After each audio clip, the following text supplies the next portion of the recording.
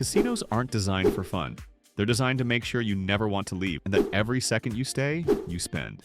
From the moment you walk through those doors, you're being psychologically managed.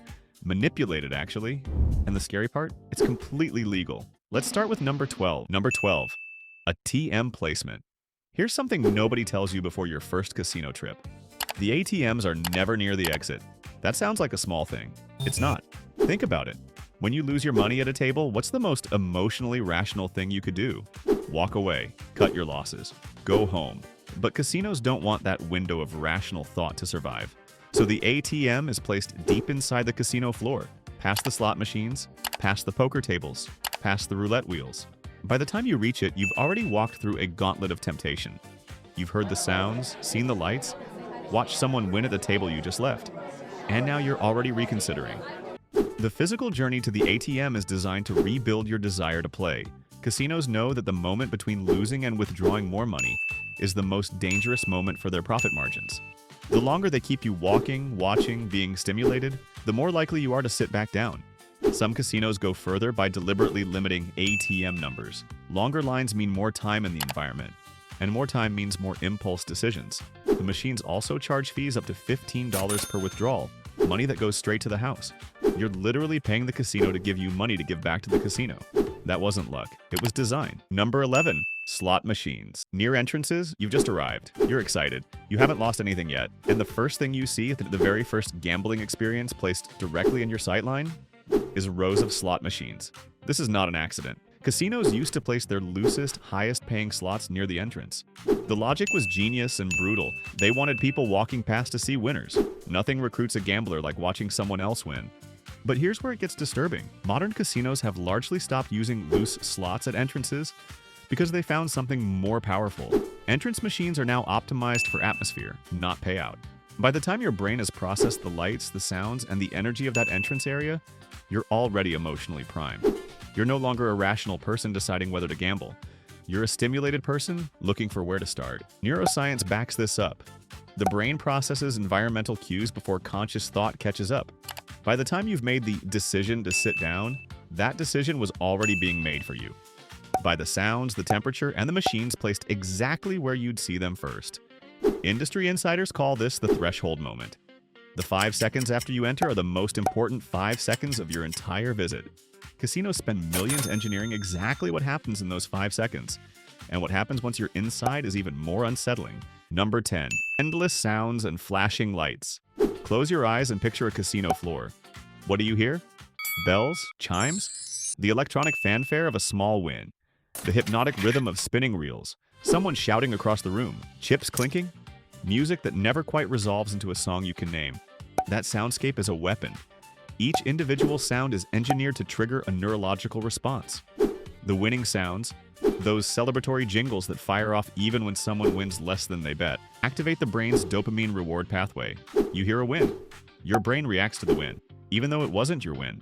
Casinos call this social proof through sound. If the floor sounds like winning, your brain believes winning is happening. And if winning is happening, you might be next. The lights operate on the same principle. The flickering, the colors, the movement. All of it is designed to keep your nervous system in a state of heightened alert without tipping into anxiety. It's a very specific zone of arousal, excited enough to keep playing, calm enough not to leave, and most gamblers never realize they're being managed this way. There's a phenomenon researchers call dark flow, a state where gamblers become so absorbed in the sensory environment that time distortion occurs. They lose track of minutes, then hours. They forget to eat. They forget to check their phones. They exist entirely inside the manufactured world the casino built around them. The sounds and lights aren't decoration. They're the architecture of addiction. But here's what separates a smart casino from a great one. They don't just keep you stimulated, they keep you comfortable. And the way they do that is something most people have never considered. Number 9. Free drinks. The drink is free. The drink is never free. Every casino that offers complimentary alcohol to gamblers is making a calculated investment. The logic is cold, clean, and mathematically proven. A slightly intoxicated gambler makes worse decisions, stays longer, and loses more money than a sober one. A study from the University of Waterloo found that even mild alcohol consumption significantly impairs the ability to recognize near-miss outcomes for what they are: losses. Sober gamblers understand on some level that almost winning isn't winning. Drunk gamblers start treating near misses as evidence that a win is coming. So casinos aren't giving you a drink out of hospitality. They're lowering your defenses. They're softening your risk calculation. They're making the next hour of your life cost more money than it should. And they're doing it with a smile. The delivery system matters too. Cocktail waitresses are trained to be attentive specifically when you're winning, because that's when you feel generous and relaxed, which is exactly when they want to bring the next round. The drink arrives at the psychological peak. The inhibition lowering begins, and the machine keeps spinning. Some casinos take this further by removing easy access to water and food. Hunger and thirst pull people out of the dark flow state. But if you're comfortable, if your immediate needs are being met by a smiling person handing you something cold, you stay in the chair, you stay. That's the whole game. But alcohol is just chemistry. What some casinos allegedly do to the building itself goes much deeper. Number 8. Oxygen and comfort tricks. Let me be careful here because this one blurs the line between documented strategy and urban legend. The story you've probably heard: casinos pump extra oxygen onto the gaming floor to keep gamblers awake, alert, and energized. It's one of the most repeated casino myths in existence. Here's the truth. There is no verified public evidence that major casinos pump supplemental oxygen onto their floors. And there are legitimate reasons they probably don't. Liability, fire risk, and the fact that it would be unnecessary. Because they don't need oxygen. They have something better. Temperature control. Casinos maintain very specific temperatures on their gaming floors. Cool enough to prevent drowsiness, warm enough to stay comfortable. Too hot and people leave. Too cold and people tense up. There's a target zone, and casinos hit it with precision. Air quality is also managed. The ventilation systems in major casinos are sophisticated enough to maintain fresh, clean airflow even with thousands of people inside. Fresh air fights fatigue. Fatigue is the enemy of prolonged gambling sessions. And then there's the seating. Casino chairs, especially at slot machines, are ergonomically designed for long-term sitting. Not luxury, not discomfort. Exactly the middle point where your body can remain seated for hours without a strong physical signal to stand up and leave. Your body is being managed. Your environment is being managed. Your chemistry is being managed. And you haven't even touched a chip yet. Speaking of which, why do casinos use chips at all? The answer is more sinister than you think. Number 7. Chips instead of cash. Here is one of the cleanest psychological tricks in the entire casino playbook. When you exchange your cash for chips, something happens in your brain. The money stops feeling like money. The colorful discs in your hand feel like game pieces, like tokens from an arcade or pieces from a board game. They have weight and color, but they've been psychologically decoupled from the real-world value they represent. This is called psychological distance, and casinos exploit it ruthlessly. Studies consistently show that people bet more aggressively with chips than with cash. They make larger bets, they take more risks, they lose more before stopping. Because every time you push chips into the center of a table, your brain isn't calculating dollars lost. It's calculating moves made. It's play, until it isn't. Some casinos go further with digital credits on slot machines. You don't even have the physical weight of a chip. You watch numbers on a screen go up and down, and the abstraction becomes even more complete. That $500 law? It was just a number changing on a display. The moment your money becomes anything other than money, you will spend more of it. And casinos knew this long before behavioral economics gave it a name. But chips only work because your brain is already being primed for irrational optimism. And the way casinos manufacture that optimism is quietly devastating. Number 6. Small wins. Keep you hooked. This is where the science of addiction and the science of casino design become the same thing. Slot machine and many other casino games are programmed to deliver small wins at strategic intervals. Not big wins, not consistent wins. Small, unpredictable, sporadic wins that are almost always less than what you've put in. Your brain cannot tell the difference. When you win at even a tiny amount, even an amount that doesn't cover your losses, the brain releases dopamine, real dopamine. The same chemical involved in eating, sex, and social bonding. Your brain stamps that moment with pleasure and says, do that again, so you do it again. And here's the part that keeps behavioral scientists up at night. The intermittent reinforcement schedule, unpredictable, variable rewards, is the most powerful conditioning mechanism ever discovered. It's more addictive than consistent rewards. If a machine paid out every single time, you'd lose interest quickly. But when you can't predict when the next win is coming, your brain enters a state of compulsive anticipation. Every spin might be the one. You are, in the most literal neurological sense, being trained like an animal in a psychology experiment. The casino is the scientist. The slot machine is the lever. And you are pressing it, waiting for the pellet. B.F. Skinner figured this out in the 1950s. Casinos have been applying it ever since. And if small wins are powerful, wait until you understand what almost winning does to the human brain. Number 5. Near-miss psychology. This might be the most disturbing entry on this entire list. A near miss is when you almost win. The slot machine shows 2 jackpot symbols and then stops on something else. The roulette ball circles the pocket you bet on and falls into the one next to it. The cards almost dealt you a winning hand. Almost. But not quite. Logically, a near miss is a loss. Statistically, it carries zero information about future outcomes. The next spin has exactly the same odds as every spin before it. But your brain doesn't process it that way. Research published in the Journal of Neuroscience found that near misses activate the same reward circuits as actual wins. The brain responds to almost with dopamine, with excitement, with the powerful sensation that you were close, and that close means closer next time. It doesn't. But your brain will never fully believe that. Slot machines in many jurisdictions are specifically programmed to deliver near misses at a higher rate than pure random chance would produce. The reels aren't always as random as they look. The jackpot symbols appear just above and below the pay line more often than probability would suggest, because the casino knows what near misses do to you. They keep you playing. And here's the part that makes this genuinely unsettling. Pathological gamblers show an even stronger neural response to near misses than recreational gamblers. The more vulnerable your brain is to gambling addiction, the harder near misses hit you. The machine isn't just designed for the average person. For some people, it's a trap that was built specifically around their neurological vulnerability. That wasn't luck, it was design. But all of these individual tricks exist inside a larger architectural master plan. And that plan starts with making sure you can never find your way out. Number 4.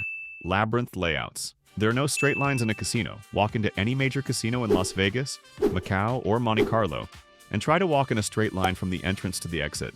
You can't. The floor plan won't allow it. The layout curves and bends. The pathways wind around clusters of machines. The sight lines are broken by architectural features, pillars, and displays. This is called the Labyrinth layout, and it was the dominant design philosophy for decades. The man most associated with it is Bill Friedman, a former gambling addict who became a casino design consultant and wrote what was essentially the Bible of casino architecture. His principle that the casino should feel like a maze. Every path should lead past more machines. There should be no clear visual exit. The building itself should keep you disoriented. Disoriented people don't leave efficiently. The more turns you make, the more machines you pass. The more machines you pass, the more tempted you are to stop. And every stop extends your session. Every extended session increases the house's expected value. More recent casino design has moved toward what Roger Thomas pioneered at Wynn Las Vegas. The playground model, which creates open, beautiful spaces that feel luxurious rather than trapping. But the core principle is the same. Keep people inside, moving through the space, and engaged with the environment. The aesthetics changed. The psychology didn't. But the layout only works because something even more fundamental has been removed from the building entirely. Number 3. No clocks or windows. Stop and think about the last time you saw a clock in a casino. You didn't. Because there aren't any. This is one of the oldest and most well-documented tricks in casino design, and it works with absolute reliability on virtually every human being who enters the building. Without clocks, time loses its shape. You stop thinking in hours. You stop thinking about the meeting you have tomorrow morning, or the fact that it's 3 a.m., or that you've been sitting at this machine for 4 hours. The passage of time becomes invisible, and invisible time is dangerous. Windows are removed for the same reason. The position of the sun is the most ancient human timekeeping system we have. When you can see daylight fading to dusk, your body begins to wind down. When that cue is removed, and when you're in a space with no natural light, no weather, no outside world, your circadian signals get confused. Night feels like afternoon. Exhaustion arrives and gets overridden by the stimulating environment around you. Casinos exist outside of time, deliberately, and this extends to other environmental normalizers that get stripped away. There are no reminders of your real life, no news tickers, no sounds from outside, no signals that the world beyond these walls is still operating. The casino creates its own closed reality, and inside that reality, the only thing that exists is the game in front of you. This isn't accidental design. This is deliberate erasure. But even inside this carefully constructed unreality, there's one more layer of psychological manipulation that affects almost every gambler, whether they've ever set foot in a casino or not. Number 2. High roller illusion. Here's something that will change how you watch people gamble. Most casinos make a significant portion of their money from a very small percentage of their customers. The whales, the high rollers, The people who arrive in private jets and bet $50,000 a hand at Baccarat. These people exist. They're real. And they lose genuinely enormous sums of money. But casinos don't keep this information private. They celebrate it. The velvet ropes, the penthouse suites, the public displays of excess. The comp culture where high rollers get everything covered, the rooms, the food, the flights. All of it is visible to regular gamblers. And that visibility is a tool. Because when you see how a casino treats its biggest spenders, two things happen in your brain. First, you feel the aspiration. You want to be that person. Second, and this is the subtle one, you recalibrate your own sense of what a normal bet looks like. If that guy at the Baccarat table is betting $10,000 a hand, your $100 bet feels modest, conservative even. You're not gambling big, you're just playing the game. This psychological recalibration is called anchoring. High rollers aren't just profitable in themselves, they're advertising. They shift the reference point for every other gambler in the building. They make the stakes feel normal. And then there are the stories. The casino wants you to hear about the man who won $1 million last weekend, the woman who turned 200 into 20,000. Those stories circulate. They become local mythology. They feed the belief that you could be next. The casino was winning before you even sat down. Which brings us to the number that makes everything else irrelevant. Number 1. The house always has the edge. Every single trick on this list, the ATMs, the sounds, the chips, the near misses, the labyrinth, the missing clocks, all of it exists to serve one purpose: to keep you playing long enough for the math to destroy you. Because here's what casinos never advertise, what the beautiful rooms and free drinks and exciting atmosphere are designed to make you forget. The house edge is permanent, invisible, and unavoidable. The house edge means that on every single game in the casino, the expected return for the player is less than 100 cents on the dollar. American roulette gives the house a 5.26% edge. Slot machines typically range from 2 to 15%, depending on the machine and jurisdiction. Even blackjack, the most favorable game in the house when played with perfect strategy, still gives the casino roughly 0.5% advantage. These numbers sound small, they are catastrophic over time. Because casinos are not playing one hand against you. They're playing millions of hands simultaneously across thousands of players every single day. The law of large numbers guarantees that over sufficient volume, the house edge is not a probability. It's a certainty. The casino will always win in aggregate because the math ensures it. Every psychological trick in this video exists solely to increase that volume. To keep you playing more hands, more spins, more rolls. Because every additional play is another application of the house edge. Every additional play shifts the math further against you. And here's the part that hits hardest. The edge isn't hidden. It's published. It's legally required to be disclosed in many jurisdictions. The information exists. But the environment casinos build around that information is so psychologically powerful that even people who intellectually know the odds continue to play and continue to lose. Because the brain they're playing with was never designed for this. Human beings evolved in an environment where pattern recognition was survival, where persistence paid off, where close calls were worth analyzing, where social proof meant something, where comfort and pleasure were signals to stay. Casinos took every one of those evolutionary instincts and built a machine to harvest them. Here's the truth nobody wants you to hear. Casinos aren't in the entertainment business. They're in the behavioral engineering business. Every sound, light, chip, and missing clock is designed to extract money by exploiting how humans are wired. That doesn't make gambling evil. Millions gamble responsibly, have fun, and walk away. Budgeted and controlled, it's no different from any other paid experience. But now you know. The environment is engineered. The near miss was designed. The missing clock is not an oversight. Next time you walk through those doors, you'll feel it working on you. Knowing how the trick is done might give you one moment of clarity they desperately don't want you to have. Or maybe it won't.